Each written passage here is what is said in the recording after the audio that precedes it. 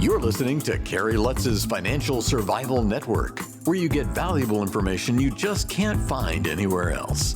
To thrive in today's trying times, you need the Financial Survival Network, now more than ever. Go to financialsurvivalnetwork.com and get your free newsletter and gift. Financial Survival Network, now more than ever.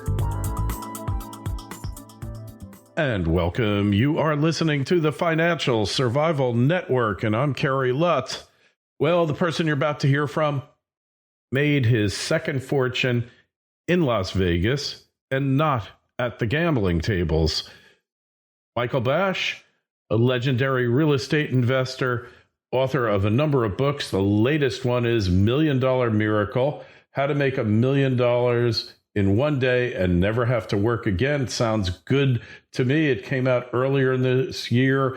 It's on Amazon. You can get it there. The author, again, is Michael E. Bash, B-A-S-H. Michael, welcome to the show. So real estate investing, some people see it as a gamble, but you don't? Well, it could be either way. It could be a gamble and it could be a real thing. I chose the real thing. I don't want to gamble. Even in Las Vegas, I don't gamble. All right. Well, that's a good move to hold on to your money for sure. So one of the things you talk about is getting property rezoned. I thought that was a big pain. You have to go through planning boards, zoning boards, and sometimes you got to go to court. Yeah, but that's when you don't do it the right way. Let me tell you how I did my first rezoning, so you'll see. I knew I lived in New York, and I knew that IBM was coming to the town by the name of Poughkeepsie, 80 miles north of New York City. I knew when IBM comes to an area, they have employees, and they need a place to live. They can't afford a house. They need to rent an apartment. So I was looking for land for apartments so I could build them what they need and rent it for very low price so they can afford it. So I looked around and I saw 20 acre near a big incinerator. The incinerator used to burn all the garbage in the area, but at this point it didn't work anymore. They were sending the garbage someplace else. But the site of incinerator, nobody wanted to buy this land, and so people could look at an incinerator when they look out the window. It's not good. Anyway, because of that, they wanted to sell it for $80,000, much lower than they would normally. It was on one home per acre, and it would have sold normally for a few $100,000. So they wanted $80,000, and I bought it for the $80,000. But all I did is I put a down payment of $15,000. Okay, and they gave me 90-day closing. During that period, I did the rezoning. The book tells you every detail on how to do it the easy way and the legal way. You don't have to bribe anybody and all this kind of stuff. So there's 5 people in the planning department. You need 3 voices out of 5. You get the 3, you got it approved. So I got it approved for 320 units on 20 acres. Immediately it went up in price, and I went to New York and I met some people, friends of my father, and they bought 50% for me for $750,000, which means I made $1.5 million, $750 in cash, and naturally my half is worth also $750. So it was like $100,000, and all of my investment, my total investment was $15,000. That's all, because I didn't close yet. I had the time, and I could close with the money that I made.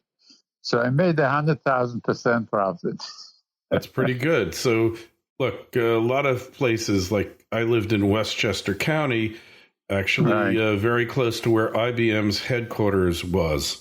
Right. And when you wanted to rezone property there, you had the entire community up in arms, because there were a bunch of NIMBY people and a bunch of, they had their place and they didn't want anybody else ruining their beautiful town. How do you deal with that? I went to the meeting with my father. At that meeting, there were 500 women, 500 people, mostly women, and they were completely against it. And my dad says to me, "You'll never get it approved." I said, Dad, relax. Let's see what I can do. And I convinced 3 out of the 5 people to vote for me. And my dad says, well, let's get out of here before this women eat us alive. And one of them voted. When I met with the people before, naturally, so I was sure they would vote for me. I was wearing a London flag raincoat. It was a rainy day. And one of the councilmen looked at it and said, wow, this is such a beautiful coat. I took the coat off and gave it to him. I knew he would vote for me just for a raincoat. Yeah, that's not really a bribe. It's just a coat, really, right? And I talked to all the other people. Anyway, what I did with the incinerator, I built a big wall, a high wall around the project. And inside I planted trees, bushes, and flowers. It looked beautiful. And I called it Town Gardens. The first weekend, I rented 100 units. Wow. So I got it approved because I talked to the right people. I prepared myself in advance. So when I came to the meeting, I knew who would vote, who would not vote. And you got to get friendly to all the people and show them that it's for the benefit of the town. You're not doing something to hurt anybody. On the contrary, All right. So they built one side, they went to the other side. The other side was absolutely connected to the bordered on the incinerator. So I had to wrap it around with a wall so no one could see it. And I built it again and sold it again to the people. Who did I sell it to? I sold it to builders in northern New Jersey. And they were good builders. They built a lot. And they knew the value. Anyway, when I was finished with the whole thing, I sold my half to them too eventually. I made a total of $5 million. Oh, not a bad day's work. I could have made much more if I stayed with it. But it was my first project. I was 32 years old, and before that I didn't have any money. All of a sudden, I become a millionaire. Oh, that must have been a bounty of riches for sure. So what about now? Like, how long ago was that in Poughkeepsie? This was in 1963. Right. I was 32 years old, and it was almost 60 years ago. Amazing. 1963, yeah. And after that, I did 20 more rezoning, not 1, not 2, not 3, 20, all over the place. So nowadays, though, like, let's take a state like Florida, where I happen to live. It's definitely pro-development, pro-developer. Where do you live, Florida? I'm in northern Palm Beach County. Oh, I see, yeah. No, it would be a good place to do the same thing. I did rezoning in New York State and then in Nevada. That's it. I didn't even do anything in California. Well, like in western Palm Beach County, near a number of, it's actually in the county itself, unincorporated. There's all this agricultural land, and the residents are hell-bent on keeping it, even though you can't make money farming in Palm Beach County, or it's very difficult at best. Right. And the farmers, they're multi-generational. The kids aren't into farming. They just want to get rid of it, but it's very difficult. How do you approach that type of situation? Don't just survive, thrive. The Financial Survival Network. Osino Resources is a Ross Beatty-backed gold exploration company in mining-friendly Namibia. Osino's district-scale land package is situated near 2 producing gold mines, one of which Osino's management team previously developed and sold to B2 Gold. Osino's founders and management are experienced mining professionals who have already successfully developed and sold 2 companies in the past 7 years. Osino has an excellent shareholder base, with Ross Beatty owning 20%, insiders 5%, and resource capital funds 8%. This is an exploration company with drills turning that you'll definitely want to pay attention to. Osino trades in New York under the ticker OSIIF and in Toronto under the ticker OSI. To learn more, go to osinoresources.com. That's osinoresources.com. This is the Financial Survival Network, the information you need to thrive now more than ever. Well, it isn't going to be that easy. I also invested in cows. I had a dairy farm, dairy cows, and I rezoned that. The average cow makes 13,000 pounds of milk a year, but some cows make more, make 60, 30, 40 different So I found a method to get all the cows to do more, and I raised the average in that farm to 26,000 a year. So now I gave it to a lot of other farmers, and they, and now there's too much milk in the country. The government to buy the extra milk and send it to countries that need the milk. I sent some to Zimbabwe.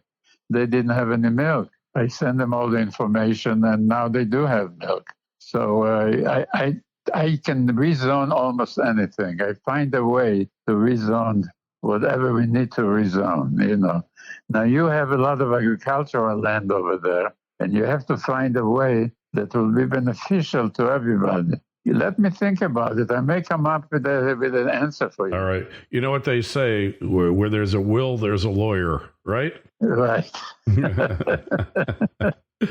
Absolutely.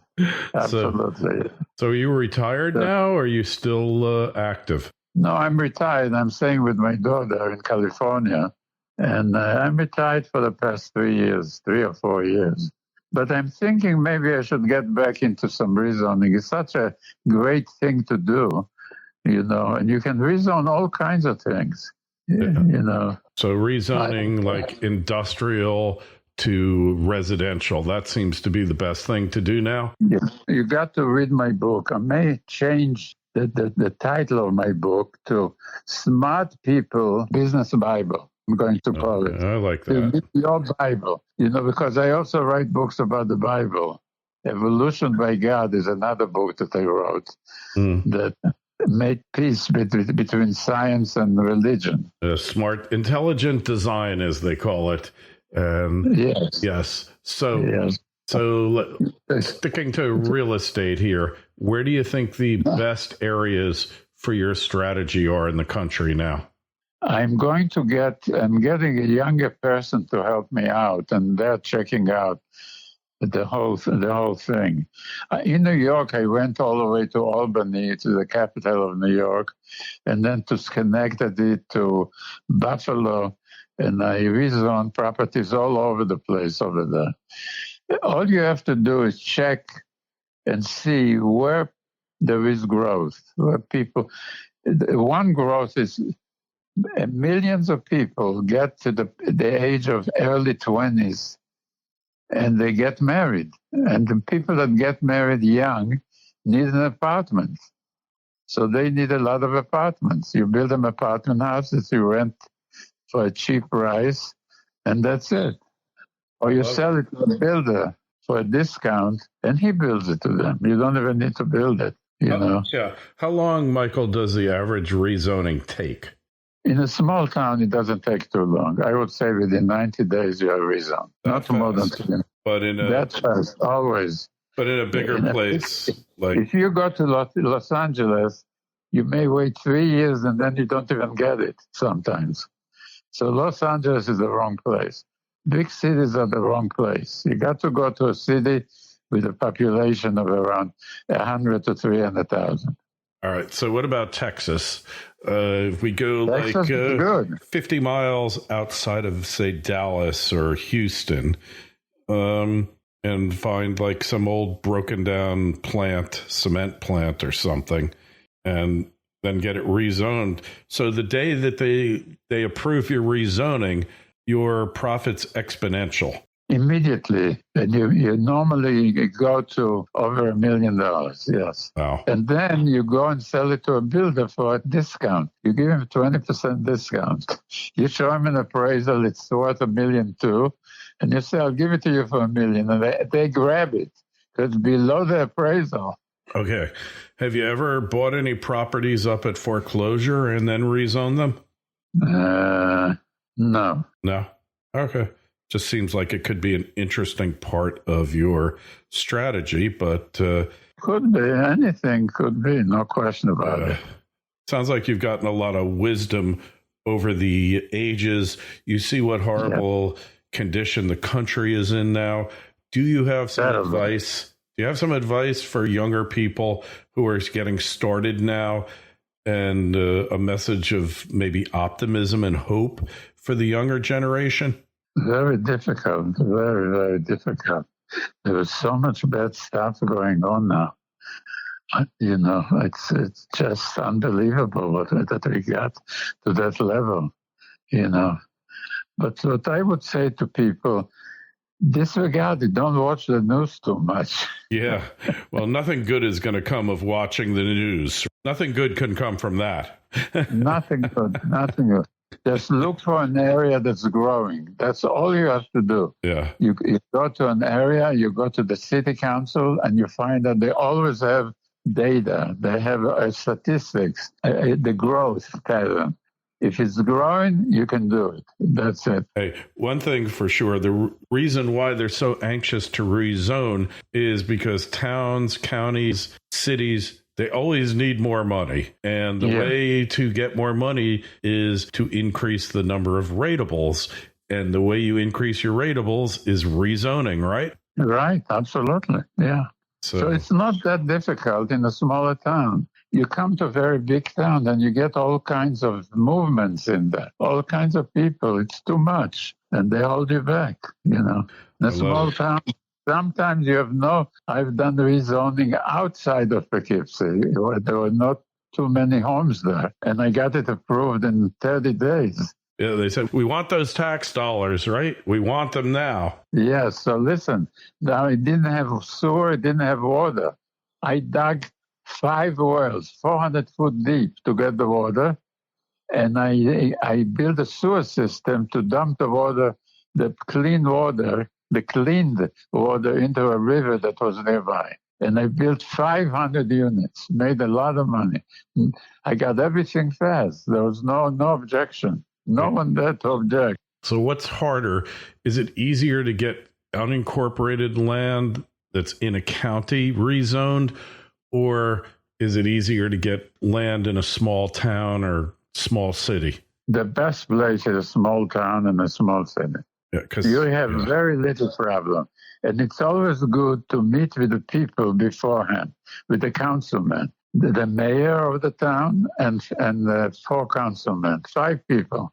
You got to meet and tell them what you're doing, and you may help them out when they get elected. It's always good to help those people in their election. That's legal to help somebody to get elected. Yeah. Well, there's help. There's help and there's help. If you're one of the sponsors, it's okay. Yeah, it's all right. That's part of the system. Money is the mother's milk of politics. Let's face it. But you got to do everything legally. You don't want to get into trouble. No, everything must be legal. That's it. Yeah. Then you can do anything you want. Agreed. The straight and narrow path is always the quickest way between 2 points, for sure. Michael, really appreciate you taking time out to talk to us and share your wisdom. There's so much that could be learned from people who've already done it. Please read my book from cover to cover. There's many things I'm doing there. I can't tell you everything. There's maybe 50 things that I've done that are all innovative, great ideas. You must read it, at least once. We got it. Hey, it's on Amazon and wherever fine books used to be sold.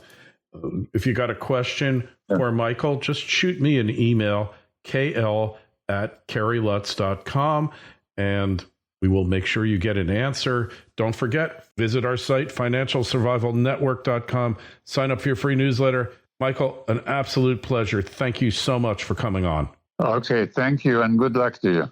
Thanks for listening to Kerry Lutz's Financial Survival Network, your solution to today's trying times. For the latest, go to financialsurvivalnetwork.com. Financial Survival Network, now more than ever.